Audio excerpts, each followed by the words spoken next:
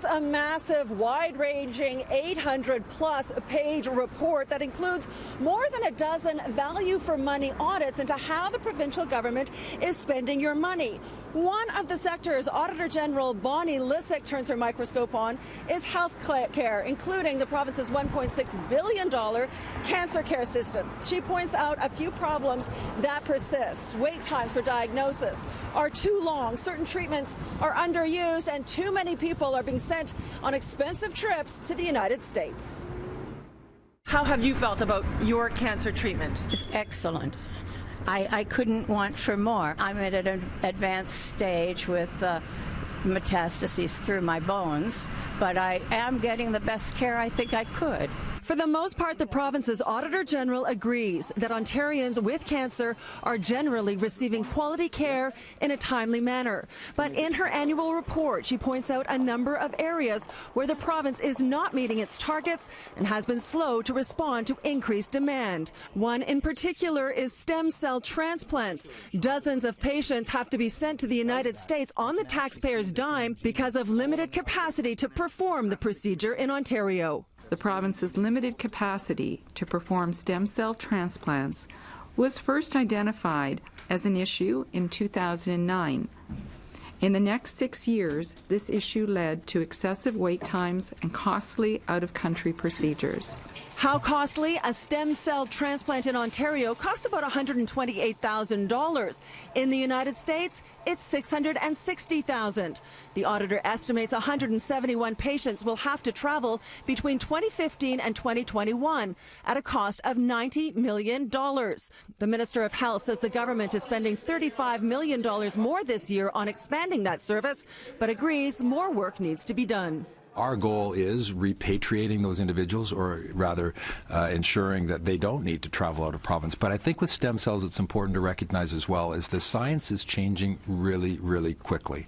And so and this is a great story, a great situation to be in, that the indications for stem cell transplant are vastly more broad than they were even 5 or 10 years ago. The other issues the auditor points out are in the area of wait times, for example, for biopsies, a crucial factor in diagnosing cancer. The ministry's target is that results should be available within 14 days. That only happens in 46% of cases. Also, radiation therapy targets are not being met. One of the big issues the Canadian Cancer Society and advocacy groups like CanCertainty have is with take-home drug treatments. Bonnie Lysyk points out in her report that there is inequity in the system.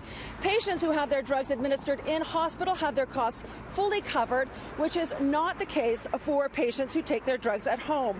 Those patients are also facing safety issues and administrative delays, and they all agree that that must change. Coming up, we speak to the CEO of Cancer Care Ontario about this report. I'm Pam Seidel. We've been telling you about some of the issues contained in the Auditor General's annual report, which looks into government spending. Now, we've been talking about cancer care, but there are many other value-for-money audits in this report, including social and affordable housing. Bonnie Lysyk found that there are actually more people waiting for social housing units than actually live in them.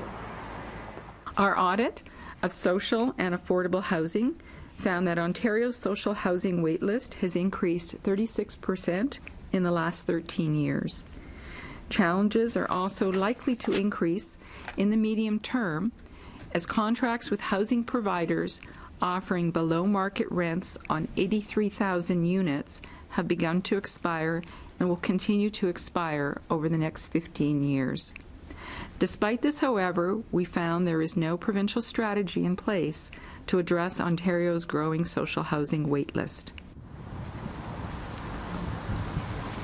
Now, the report was also critical of the number of cancer patients that have to go to the United States for stem cell transplants because we don't have the capacity here. Well, the CEO of Cancer Care Ontario tells me tonight they're working on it. We're working hard and as quickly as we can with the Ministry of Health and partners across the province to expand the capacity for stem cell transplants in Ontario. That is occurring, and the wait list for stem cell transplants have come down really so that patients are receiving that care within our targets for receiving that care. It has meant that some patients have needed to go to the US for this treatment, but the number of patients that need to go to the US is dropping significantly as increased capacity comes on stream in Ontario.